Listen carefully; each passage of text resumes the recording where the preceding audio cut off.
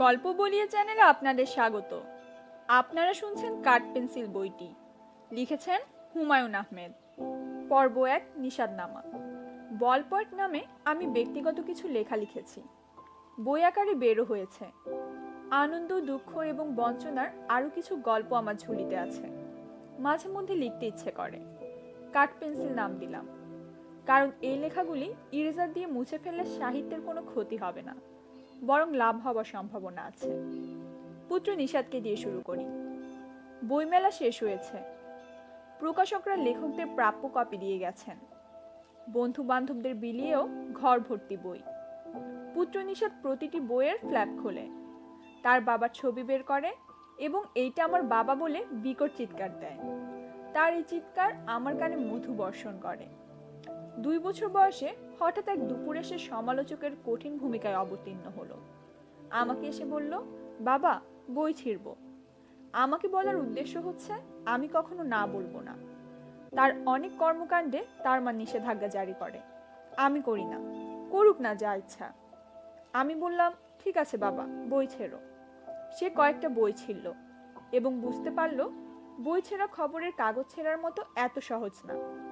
তখন সে বলল, বাবা, তোমার বইয়ের উপর আমি পিশু করব। আমার কঠিন সমালোচকদের মুখে এবার নিশ্চয়ই হাসি ফুটেছে। তারা আত্মতৃপ্তি নিয়ে বলছেন, পিশাব করার মতোই জিনিস, আরও আগেই পিশাব করা উচিত ছিল, দেরি হয়ে গেছে। যাই হোক, আমি আমার বইয়ের স্তূপের উপর পুত্রকে দাঁড় করিয়ে দিলাম। সে হাসি মুখে পিশাব করল। এখন আমার বন্ধু বান্ধবরা বই নিতে এলে প্রথমে বলেন, পিশাব ছাড়া কোনো বই আছে? থাকলে দিন। 10 বছর বয়সের নিচে শিশুদের প্রতি আমার অন্য এক ধরনের মমতা আছে। তারা তাদের ভুবনে আনন্দ নিয়ে বাস করেন।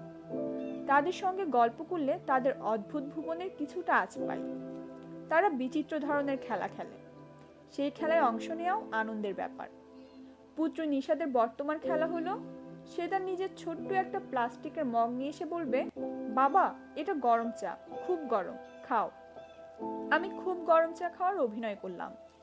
তারপর সে নিয়ে এলো ঠান্ডা চা। আমি ঠান্ডা চা খাওয়ার অভিনয় করলাম। তারপর চলে এলো ঝাল চা। আমাকে ঝাল চা খেয়ে কিছুক্ষণ উহ আহ করতে হলো।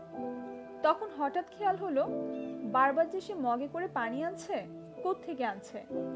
বোতল থেকে তো সে পানি ঢালতে পারে না। আমি বললাম, বাবা, পানি কোত্থেকে আনছো? সে বলল, বাথরুম থেকে। আমি বললাম, কি সর্বনাশ! বাবা, তুমি কি কমোড থেকে পানি আনছো, যেখানে তুমি হাগু করো সেখান থেকে? সে বলল, হ্যাঁ। আমি কমোডের 3 মগ পানি খেয়েছি। আমার একটাই সান্ত্বনা, আমার কিছু বন্ধু বান্ধবও নিষাদের সঙ্গে চা খাওয়ার খেলা খেলেছে। তারা চায়ের উৎস জানে না। এই জন্যই কবি বলেছেন, ইগনোরেন্স ইজ ব্লিস। আমি আগেই বলেছি, 10 বছর নিচের বয়সী শিশুদের আমি অত্যন্ত পছন্দ করি। 10 বছর পার হলে অফ লিমিট। যাদের বয়স 10-এর চেয়ে বেশি, তাদের ঠিক চিনতে পারি না। নিষাদের 10 হতে এখনো 8 বছর বাকি। আমি ঠিক করেছি, আমার অন্য বাচ্চাদের আমি যেভাবে আনন্দ দিয়েছি, তাকেও সেভাবে দেব। আমার অন্য বাচ্চারা ভাই বোনদের মধ্যে বড় হয়েছে, সে বড় হচ্ছে একা। কাজেই আমি একদিন ঘোড়া সেজে বললাম, বাবা, পিঠে উঠো, আমি তোমাকে নিয়ে ঘুরবো। নিষাদ বলল, ঘোড়ায় উঠবো না, তুমি ফেলে দিবে। আমি বললাম, আমি অত্যন্ত শান্ত ঘোড়া, প্রায় গাধা টাইপ। পুত্র ঘোড়ায় চলল, তাকে নিয়ে হামা দিয়ে এগুচ্ছি।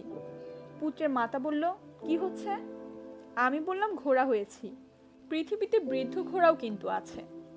সে বলল, তুমি একজন লেখক মানুষ, তুমি ঘোড়া হয়ে ঘুরছো, দেখতে কেমন জানি লাগছে।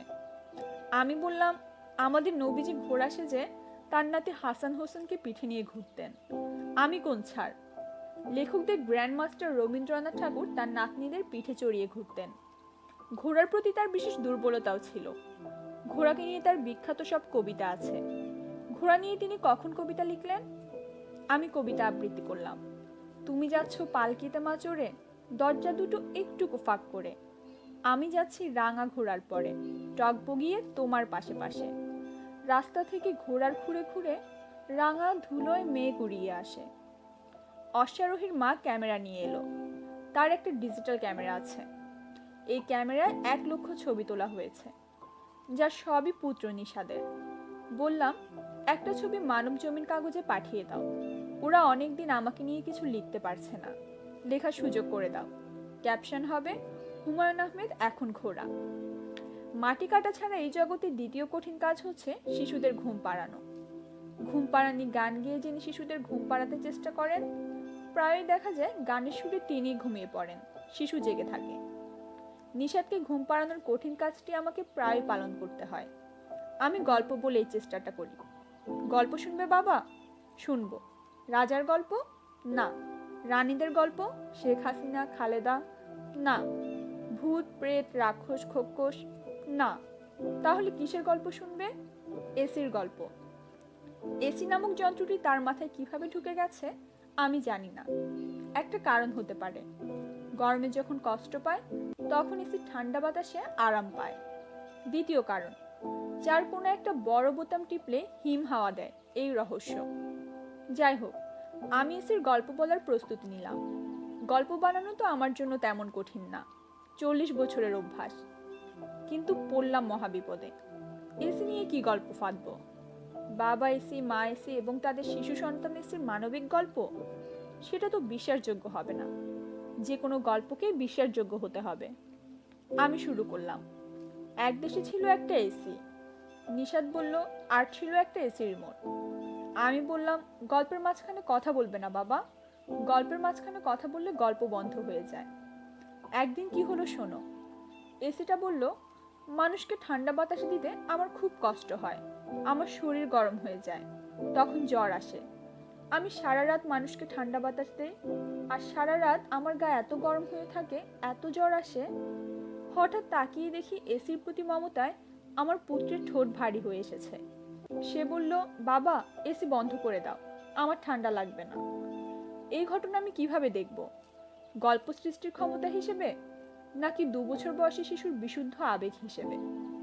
লেখক হিসেবে আত্মশ্লাঘ অনুভব করার জন্য আমি প্রথমটা নিলাম। আমার বড় পুত্র নুহাসের কাছ থেকেও আমি আত্মশ্লাঘ অনুভব করার মতো উপকরণ একবার পেয়েছিলাম। তার বয়স তখন 12। সে আমাকে বলল, বাবা আমি তোমার কোনো বই যখন পড়ি তখন বাথরুমে বসে পড়ি। আমি বললাম, বাথরুমে বসে পড়তে হবে কেন বাবা? তোমার বই পড়তে গেলে কিছুক্ষণ পর পর চোখে পানি আসে, সবার সামনে কাঁদতে ভালো লাগে না, এই জন্য বাথরুমে দরজা বন্ধ করে পড়ি। পুত্র নিশাদের কাছে ফিরে যাই। তার গল্প দিয়ে নিশাদ নামার ইতি টানি। নিশাদ খুব গান ভক্ত। তার অতিরিক্ত সঙ্গীত প্রীতি আমার মধ্যে সামান্য হলেও টেনশন তৈরি করে, কারণ গানের প্রতি অস্বাভাবিক দুর্বলতা অটিস্টিক শিশুদের মধ্যে দেখা যায়। নিশাদের গান পাগল হবার অনেকগুলো কারণ অবশ্য আছে। তার মা সাউন্ড গায়িকা, তার নানি তহুরা আলীও বেতার এবং টিভির তালিকাভুক্ত একজন সঙ্গীত শিল্পী, তার বড় মা একজন গায়িকা। নিশাদের বাবা গায়ক না, গলায় কোনো সুর নেই, কিন্তু গান পাগল। তার দাদার গলাতেও সুর ছিলেন না, কিন্তু তিনিও ছিলেন গানের মহা পাগল। তার বড় দাদা মাওলানা মানুষ ছিলেন, বাড়িতে গান বাজনা সম্পূর্ণ নিষিদ্ধ ছিল।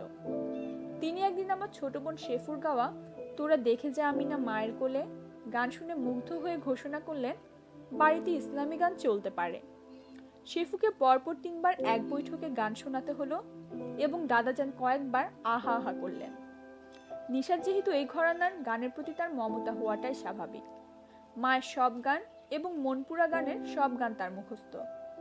এক দুপুরের কথা, লেখার টেবিলে বসেছি, মাতাল হাওয়া উপন্যাস লিখছি, জটিল অংশে আছি। এই অবস্থায় হাতি দিয়ে টেনেও টেবিল থেকে আমাকে নাড়ানো সম্ভব না। পুত্র নিশাদ এসে তার কোমল হাতে আমাকে ধরে বলল, বাবা আসো। আমি বললাম, কোথায় যাব? নিশাদ বলল, ছাদে, ঝড় হবে, তুমি ঝড় দেখবে। আমি ঝড় দেখতে গেলাম। বৈশাখ মাসের দুপুর, হঠাৎ করে মেঘে মেঘে অন্ধকার। আকাশে এমন ঘন কালো মেঘ দেখে রামকৃষ্ণ পরমহংসের প্রথম ভাব সমাধি হয়েছিল। আমি মুগ্ধ হয়ে আকাশের ঘন কালো মেঘ দেখছি। হঠাৎ বাতাসের সঙ্গে বৃষ্টির বড় বড় ফোঁটা পড়তে শুরু করলো, আর তখন আমাকে ভয়ঙ্করভাবে চমকে দিয়ে পুত্র নিশাদ গাইল, আজই ঝড়ো ঝড়ো মুখরো বাদল দিনে। এই গানটি তার মা গেয়েছে। 9 নম্বর বিপদ সংকেত ছবিতেও ব্যবহার করেছে। ছবিতে তানিয়া প্রচন্ড ঝড় বাদলায় নাচতে নাচতে গানটি করেছিল। এই গান পুত্র নিষেধ মুখস্থ করে রাখবে, এটাই স্বাভাবিক। অস্বাভাবিক ব্যাপার হলো গানটা ঝড় বাদলায় গীত হতে হবে এই বোধ। রবীন্দ্রনাথ ঠাকুর শতবর্ষ পরে তার রচনা পঠিত হবে কিনা তা নিয়ে সংশয়ে ছিলেন। 100 বছরের পরেও 2 বছরের একটি শিশু তার গান করবে, এটি কি কখনো ভেবেছিলেন? আমার হঠাৎ মনে হলো রবীন্দ্রনাথের দৃশ্যটি দেখছেন এবং নিজের কবিতা থেকেই বলছেন, আমারই তুমি অশেষ করেছ, এ কি এ লীলা তব। ধন্যবাদ।